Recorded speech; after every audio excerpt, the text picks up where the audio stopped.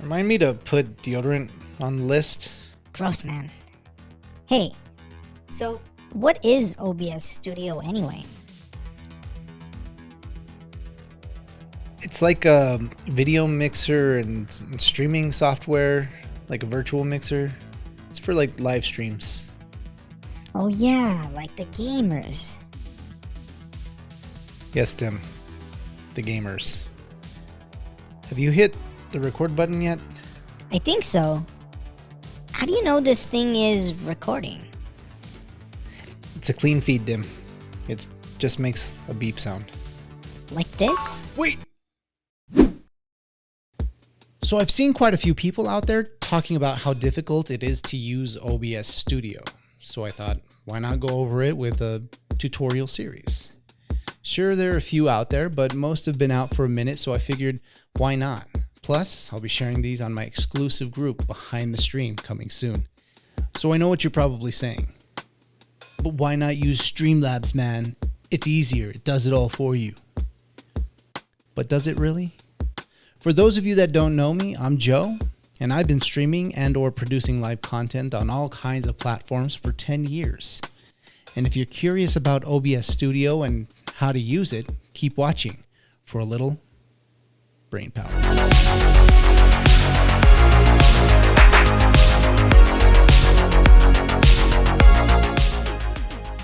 But Joe, I don't want to use OBS Studio. I heard it was harder than Streamlabs. I'll be honest with you.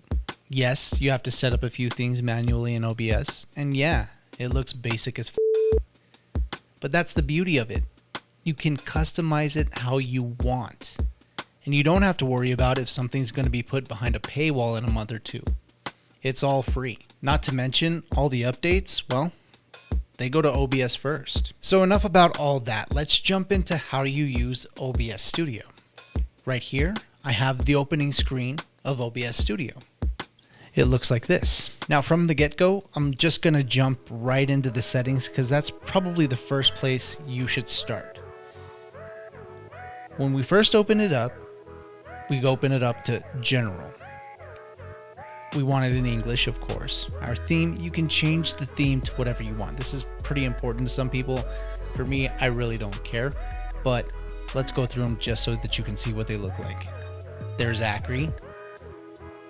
It's a dark theme with some big blue buttons, and then there's your regular dark theme that we were already on. There's Rachni, which gives you a dark theme but like light blue buttons, and then finally we go to System. System is white. That's what you would normally see in Streamlabs when you open it up, I believe. It's been a while since I used it. Okay, so that's just the general section. You can go through general and see what you think about all of the things that are in there. I don't really change too much when I get to this part. The next part is probably the more important part, the streaming part. So when we come to stream, we have to decide what we're going to use. There are a ton of platforms you can use, even Restream.io, which allows you to restream to YouTube, Twitch, and Facebook at the same time. There are a bunch of others if you hit the show all button, but I'm not going to do that right now. I'm just going to go ahead and just click Twitch, and then you can connect your account. Let's connect the account so we can see what it looks like.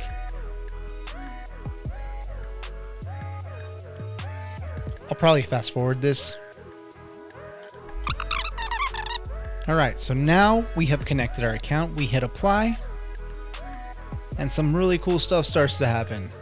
Your chat shows up, and then your stream information. So you can change all of this, and you can update it even as you're going live. So that's all for your Twitch stuff. I guess you can kind of like put it off to the side if you like. Let's hit OK real quick, and then we can kind of tuck these things away here. There we go. All right, so now you have it all tucked away. It looks nice. Whatever. We'll go back to settings. Okay. So next, we were in stream. We're going to go to output. Output, this is where things get a little bit hairy for people. It is a little bit complicated. It's not too complicated if you kind of get what you're doing. So I'm going to be putting the Twitch streaming guide in the link in the description, or I'm going to put it in the comments, depending on where this video is going to live. So I'll touch more on that in a little bit. So for your encoder, it's going to start you off at X264. If you have a dedicated graphics card, like an NVIDIA card or some other kind of graphics card, like a Radeon or something, it's going to show up here. I have an NVIDIA card, so I'm going to go ahead and click on that. If you don't, X264 is perfectly fine. You can use that as well. You're going to go with CBR, constant bitrate. Always go with constant bitrate for your streams. And then you're going to set it to, for me, I know that I have 10 megabits per second upload, so I'm going to set mine to 4500 kbps, kilobits per second. That is equal to 4.5 megabits per second.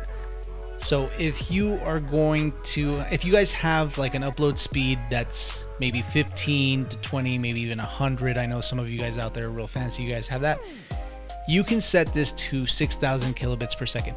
You don't need to set it any higher because most of the streaming services are going to cap you anyway. Twitch and Facebook are the number ones that do that. YouTube doesn't really do it too much because you can stream at 4K if you want to. I mean, I don't know why, but 6,000 kilobits per second or 6 megabits per second is the highest that both Twitch and Facebook will go to if you're not an affiliate or leveled up. Even if you are an affiliate, I still don't think they let you stream that high anyway. They might let you bring it up a little bit higher. And if you go back to your stream section right here and it says ignore streaming service setting recommendations, which they give you for Twitch here, 6,000 or 320 kilobits for audio. That's what they're basically telling you that you're going to be streaming at no matter what you put in that section. So if you think that you're actually streaming at 1080, you're not, unless you're an affiliate. So that said, looks like we're good here. The preset quality should be set to quality, profile high, cycle visual tuning, make sure that's clicked. If you have an NVENC card, GPU 0, max bit frame, max B frames, that's fine. Recording, so recording's a little bit different as well. This is what you're gonna have recording to your computer, to your hard drive. So you can leave it at MKV and then you can remux it later, but that kind of confuses people a little bit. So what I do is I actually change that to MP4, and it gives you all kinds of warnings and whatnot. And I also changed the encoder to my NVENC, which is my graphics processor card. I leave the output at 1080 because, I mean, unless you really want to save it at 4K, which is a heavy file, I would leave it at 1080 as well. Keep it at constant bitrate. I would change this though, definitely change it. 2.5 megabits per second or 2,500 kilobits per second is low. It is a very low quality video. So think about it this way. Social media caps you at 10 megabits per second, meaning that you cannot go below that. So you might want to bring this up to at least 10,000 if it'll let you here. Let me see, 10,000. Yeah. So put it at 10,000 at the minimum. I like to keep mine at 15 because I know that for YouTube, they allow it at higher bit rates. So 15 is the magic number for me. And mainly because I know my computer can do it. If your computer cannot do it, if it cannot record while you're streaming at the same time, I would consider maybe saving the stream on Facebook and downloading it from there if you can.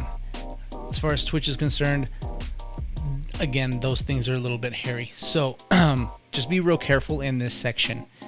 If you don't have a powerful enough computer, leave your GPU at 0, max B frame also 2, and then we'll go to audio. So like they said before, in the stream area here, max audio bitrate is 320 kilobits per second. This is actually a new thing for Twitch. They didn't actually allow you to do that before. So this is kind of cool. So I would definitely go to, right here, we're back in output, go to maybe 256. You can use all 320 if you want. You're not going to hear that much of a difference on a stream from 256 to 320. So I'm just going to put mine at 256. Again, you can max it out if you want. Hit apply. Then we'll go to audio. I don't know your setup. I personally use Voicemeeter and my Rodecaster Pro for my sound routing, so I disable all the devices for me. As you can see here, all of my devices are disabled. But you may use a USB mic or something like that. So audio, I'll leave it up to you. If you have any questions about this section, feel free to reach out to me. I'll leave a link in the description below. And if you're watching this on Facebook, just DM me. I have a ton of experience in audio production. I can help you set up your equipment personally. Eventually, I'll put out a video for audio, but I'm still working on that. So next, we'll go to video. By default, Twitch and Facebook only allow 720p until you're at an affiliate level. So base canvas should stay at 1080 and output should go to 720. It's already set there for me. If it's not for you, go ahead and set it that way. YouTube allows for 1080 or more, but if you do, you'll have to increase your upload speed to at least 6,000 kilobits per second. You can check out the link below to see all the bit rates Twitch allows at different sizes, and I'll also include something for YouTube as well. Next, I'll set my FPS to 60. Note, if you're in Facebook, if you're streaming to Facebook, it will only allow you to stream at 30 frames per second if you haven't leveled up yet. Next, we go on to the next two. Hotkeys. Well, it's pretty self-explanatory. You can set a hotkey for just about anything in OBS. You can also use a Stream Deck or Touch Portal to activate those hotkeys or functions as well. For example, I've set up my tablet here with Touch Portal and it controls my OBS experience and more.